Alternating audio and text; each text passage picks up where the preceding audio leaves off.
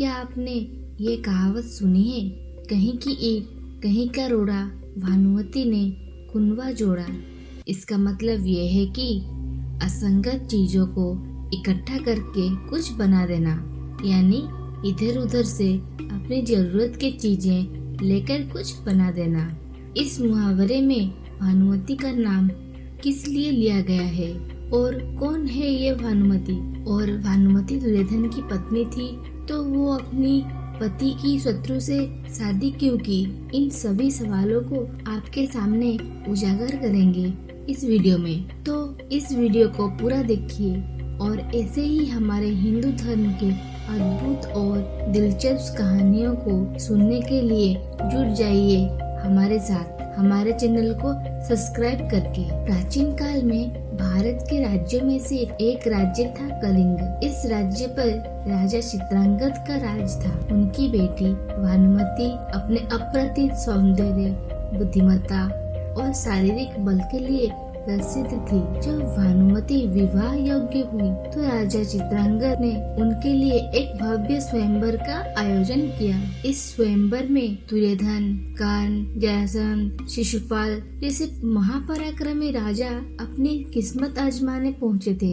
भानुमति के सौंदर्य की एक झलक पाने के लिए सभी उत्सुक थे और जब भानुमति पूरी सज धज कर स्वयंवर स्थल पर आई तो सभी राजाओं की नजर उस पर ही ठहर गई। भानुमति के सौंदर्य से दुर्योधन इतना आकर्षित हो गया कि वो मन ही मन ठान लिया कि छल से हो या बल से वो भानुमति से विवाह करके ही रहेगा। जब भानुमति ने वरमाला लेकर राजाओं का चयन करना शुरू किया तो दुर्योधन की निगाह बस उसी पर टिकी थी और उसके मन में ये अहंकार था कि स्वयंवर में उपस्थित सभी राजाओं में से वही सबसे बलशाली राजा है, इसीलिए भानुमति उसे ही पसंद करेगी और उसे ही वरमाला पहनाएगी। लेकिन भानुमति ने उसे नजरअंदाज किया और आगे बढ़ गई, क्योंकि वो मन ही मन अर्जुन को ढूंढ रही थी, जिनसे वो मन ही मन प्रेम कर रही थी।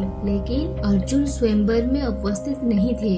जब भानुमति ने दुर्योधन का चयन नहीं किया तो दुर्योधन का क्रोध 7वें आसमान पर पहुंच गया। उसने भानुमति को जबरन पकड़ लिया और उसे वरमाला अपने गले में डलवा ली। स्वयंवर में उपस्थित बाकी राजाओं ने इस कृत्य का बहुत विरोध किया। दुर्योधन ने सभी को चुनौती दी कि अगर कोई उसे रोक सकता है तो आकर युद्ध करे। तब कर्ण ने इस चुनौती को निभाते हुए सभी को युद्ध में परास्त कर दिया और कर्ण की सहायता से दुर्योधन ने भानुमति को अपने राज्य हस्तिनापुर लेके आ गया। दुर्योधन द्वारा अपहरण होके भानुमति उससे काफी नाराज थी। तब दुर्योधन ने भानुमति के साथ हुए स्वयंवर के घटनाक्रम और उसके बाद किए गए अपने कृत्य को सही ठहराने के लिए एक ऐतिहासिक उदाहरण प्रस्तुत किया। उसने भीष्म पितामह का जिक्र किया, जिन्होंने काशी की 3 राजकुमारियां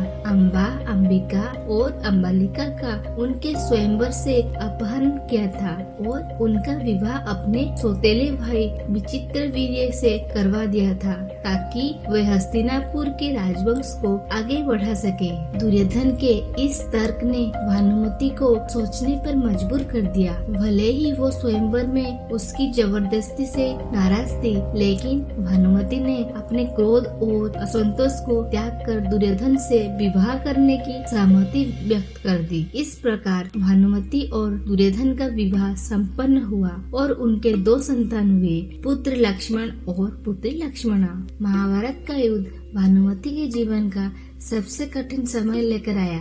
इस महायुद्ध में एक एक करके कौरव पांडवों के हाथों मारे जाने लगे। इस महायुद्ध में उसके पुत्र लक्ष्मण की मृत्यु अभिमन्यु के हाथों हो गई और दुर्योधन का वध भीम ने कर दिया। इन घटनाओं ने भानुमति को गहरे शोक में डाल दिया और उनको एहसास हो गया कि कुरुवंश खत्म होने की कगार पे है। उस समय कौरव और पांडवों के बीच शत्रुता खत्म करने और भविष्य के लिए राजवंश को बचाने के उद्देश्य से भानुमति ने अर्जुन से विवाह करने का निश्चय किया, जिसका मध्यस्थ बने स्वयं श्री कृष्ण।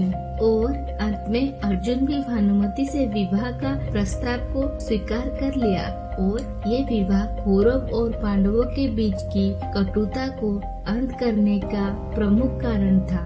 भानुमति ने अपने परिवार को बचाने के लिए हर असंगत काम किया था। इसीलिए कहा जाता है कि कहीं की ईंट कहीं का रोड़ा, भानुमति ने कुनबा जोड़ा।